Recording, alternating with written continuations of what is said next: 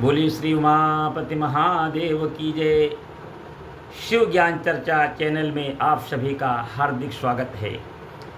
श्री देवादेव महादेव से मैं कामना करता हूँ कि प्रभु समस्त संसार का मंगल करें, कल्याण करें। सदैव मैं यही प्रार्थना करता रहता हूँ। आज हम चर्चा करेंगे कि श्री शिवाय नमस्तुभ्यम जो ये भगवान का नाम है या मंत्र है, तो काफ़ी लोगों के मुख से हमने सुना कि इसका उल्लेख शिव पुराण में कहीं नहीं है।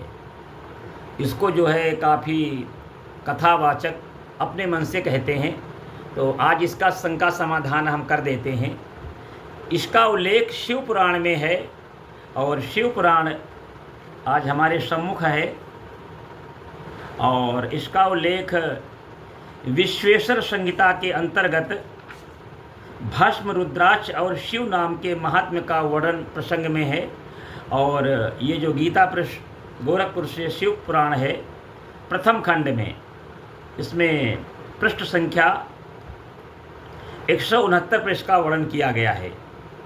तो आइए मैं भगवान के नाम का उच्चारण करता हूँ कि श्री शिवाय नमस्तुभ्यं मुखं व्याहरते यदा तन्मुखं पावनं तीर्थं सर्वपाप विनाशनम। हे शिव, आपको नमस्कार है। श्री शिवाय नमस्तुभ्यम, जिस मुख से ऐसा उच्चारण होता है वह मुख समस्त पापों का विनाश करने वाला है। और इतना ही नहीं, वो मुख पावन तीर्थ बन जाता है। फिर अगला श्लोक है कि तन्मुखं च तथा यो वै पश्यति प्रीतिमान् नरः तीर्थजन्यं फलं तस्य भवतीति सुनिश्चितम्। जो मनुष्य प्रसन्नतापूर्वक उस मुख का दर्शन करता है, कौन से मुख का?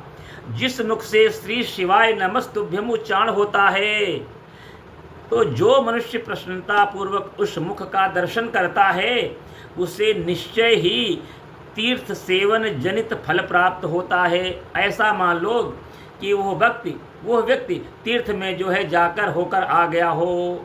तो ये श्री शिवाय नमस्तुभ्यम का इतना फल शिव पुराण में कहा गया है।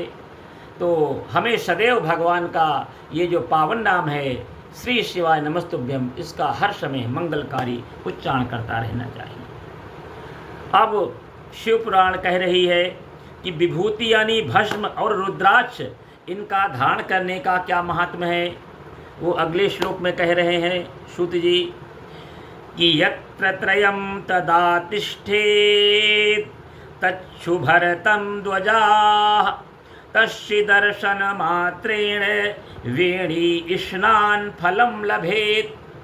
हे ब्राह्मणों, भगवान शिव का नाम पहला, दूसरा भगवान की विभूति यानी भस्म, तीसरा रुद्राक्ष, ये तीनों जो है त्रिवेणी के समान परम पुण्य देने वाले माने गए हैं। जहाँ ये तीनों शुभतर वस्तुएं सर्वदा रहती हैं, उसके दर्शन मात्र से मनुष्य जो है त्रिवेणी स्नान का फल प्राप्त कर लेता है। आगे क्या लिख रहे हैं सूत जी कि एतत्त्रयं शरीरे च यस्य तिष्ठति नित्यसः तस्यैव दर्शनं लोके दुर्लभं पापहारकम्। जिसके शरीर पर भस्म, रुद्राक्ष और भगवान शिव का नाम मुख में ये तीनों नित्य विद्यमान रहते हैं, उसका पाप विनाशक दर्शन संसार में दुर्लभ है। फिर सुनिए कितना सुंदर वर्णन किया गया है कि एतत्त्रयं शरीरे च यस्य तिष्ठति नित्यसः तस्यैव दर्शनं लोके दुर्लभं पापहारकम्। जिसके शरीर पर भस्म, गले में रुद्राक्ष और मुख में भगवान शिव का नाम नित्य विद्यमान रहता है, उसका उस पाप विनाशक, उस व्यक्ति का पाप विनाशक दर्शन संसार में दुर्लभ है। ऐसे मनुष्य का संसार में दर्शन ही दुर्लभ है। जिसके शरीर पे भस्म हो, गले में रुद्राक्ष हो और इस मुख में भगवान शिव का नाम हो, ऐसे मनुष्य का संसार में दर्शन ही दुर्लभ कर किया गया है। बोले श्री उमापति महादेव की जय। आज के आनंद की जय। आप सभी भक्तों को कल जन्माष्टमी है, उसकी बहुत बहुत शुभकामनाएं हैं। जन्माष्टमी भगवान कृष्ण का प्रागट्य दिवस है। हमेशा ध्यान रखिए, जो जन्म होता है, जन्म हमेशा हम आप मनुष्यों का होता है। भगवान का कभी जन्म नहीं होता, भगवान का हमेशा प्राकट्य होता है। जैसे राम जी प्रकट हुए थे कि भय प्रगट कृपाला दीन दयाला कौशल्या हितकारी, वैसे ही कल त्रिलोकीनाथ परमपिता परमात्मा दीनों के नाथ दीन बंधु दया के सागर भगवान श्री कृष्ण का अवतरण दिवस है। तो कल हम सभी को व्रत भी रहना है और भगवान की कथा दिन भर गाते रहना है और रात्रि को जागरण करना है। बोले श्री उमापति महादेव भगवान की जय।